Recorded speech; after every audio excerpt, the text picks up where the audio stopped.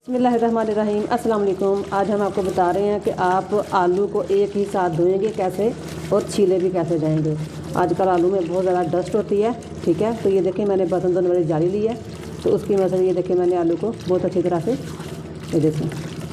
आलू को इस तरह से छीलने से पहले, धोने से पहले आपने नीचे एक बास्केट रख लेनी है ताकि कचरा वगैरह बास्केट में आ जाए।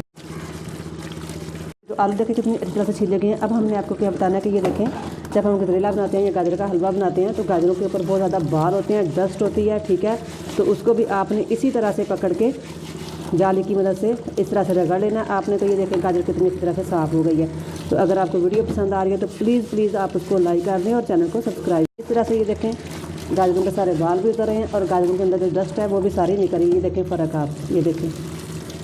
तो देखें जाली की वजह से हमने कितनी जल्दी से गाजरों को और आलू को 2 मिनट में हमने वॉश कर लिया। आप इस तरह से घर में आलू को तैयार करें, ठीक है। तो अगली वीडियो तक के लिए अल्लाह हाफिज़।